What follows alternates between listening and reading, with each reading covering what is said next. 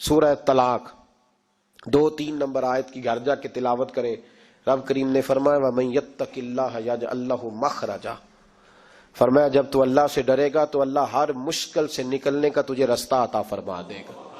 اور کیا خوبصورت انداز ہے قرآن مجید کا، اور ہم نے اس کا لاکھوں بار تجربہ کیا، 20 اور سینکڑوں بار یہ چیز ذاتی طور پر پریکٹیکل سے گزری. اللہ نے فرمایا ہر مشکل سے نکلنے کا رستہ بھی دے گا وَيَرْزُقْهُ مِنْ حَيْثُ لَا يَحْتَسِبُ، اور اللہ تجھے وہاں سے رزق دے گا کہ تو نے کبھی سوچا بھی نہیں ہوگا. ایک صحابی تھے حضرت عوف بن مالک رضی اللہ تعالیٰ، کہتے میرا بچہ کافروں نے قید کر لیا، گھر میں غربت پہلے بڑی زیادہ تھی، میں دروازہ رسول پہ آیا، حضور اب کیا کروں؟ تو کہتے ہیں نبی پاک نے فرمایا بھروسہ اللہ کی ذات پہ کر، توکل اللہ کی ذات پہ کر، اور گھر جا کے تسبیح لے کے میاں بیوی بیٹھ جاؤ اور پڑھو لا حول ولا قوت الا باللہ العلی العظیم، جاؤ پڑھو جا کے. کہتے ہیں میں گھر بیٹھا ابھی چند تسبیحاں پڑھی تھی کہ دروازے پہ دستک ہوئی، دروازہ کھولا تو میرا بیٹا دروازے پہ کھڑا تھا، پلٹ کے دیکھا تو 400 بکریاں بھی لایا تھا. اور میں نے کہا بیٹا یہ کیسے آ گئی؟ کہنے لگے ابا جی مجھے ایک حویلی میں کافروں نے قید کیا ہوا تھا، میں بڑا پریشان تھا، لیکن ابھی تھوڑا دیر پہلے پتہ نہیں کیا ہوا ہے، میں نے یوں ہاتھ لایا تو رسیاں کھل گئی، باہر نکلا ہوں تو 2-3 بندوں پہ نیند کا ایسا غلبہ تھا کہ بے ہوش ہو کے گرے ہوئے تھے. 400 بکریاں بھی تھی، میں نے دروازہ کھولا، بکریاں میرے ساتھ دوڑنے لگ گئی ہے، تو میں 400 بکری بھی لے آیا ہوں، پلٹ پلٹ کے دیکھتا رہا ہوں، پر میلوں کا سفر ہوا وہ آئے ہی نہیں. تو والد کہنے لگے بیٹا چلو پہلے مصطفیٰ کریم سے جا کے پوچھ لے، دیکھیں کیسے مالی مسئلے حل ہوتے ہیں. حضور سے جا کے پوچھیں کہ ہمارے لیے جائز بھی ہے کہ نہیں.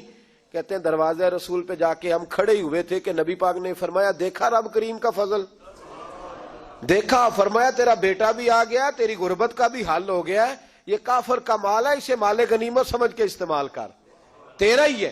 امام قرطبی نے لکھا ہے حضرت انس بن مالک رضی اللہ تعالیٰ عنہ کہتے ہیں ایک شخص حضور کی بارگاہ میں آیا کہ یا رسول اللہ صلی اللہ علیہ وسلم غربت بڑی ہے، بڑا دکھی ہوں، بڑا پریشان ہوں. تو حضور نے وظیفہ بتایا، فرمایا جب بھی گھر جاؤ نا گھر والوں کو سلام کہنی ہے. تو نبی پاک صلی اللہ علیہ وسلم نے فرمایا جب بھی گھر جا السلام علیکم کہہ اور 3 دفعہ سورۃ اخلاص پڑھ دے، اور سورت بھی وہ بتائی جو سب کو آتی ہے، قل هو اللہ احد اللہ الصمد لم یلد ولم یولد ولم یکن لہ کفوا احد. 3 دفعہ یہ پڑھ دے.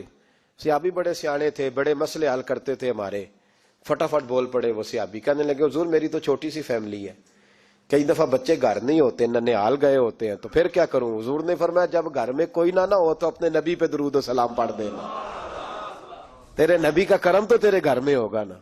حضرت انس بن مالک رضی اللہ تعالیٰ عنہ فرماتے ہیں کہ ہم انتظار میں تھے کہ بندہ واپس آئے اور رزلٹ بتائے. کہتے ہیں وہ کچھ دنوں کے بعد واپس آئے تو عجیب بات کی انہوں نے.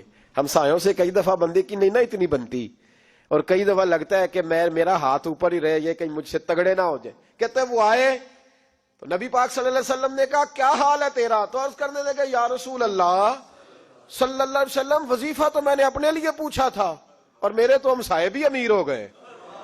حضور وہ تو میں نے اپنے لیے پوچھا تھا اور میرے دائیں بائیں والے لوگوں کو بڑی برکت ہوئی ہے. تو میرے محبوب مسکرانے لگے. حضور فرمانے لگے گویا برکتیں تیرے گھر میں جب برسی ہیں تو چھن چھن کے ان کا فیض اللہ نے تیرے ہمسایوں کو بھی عطا فرمائے.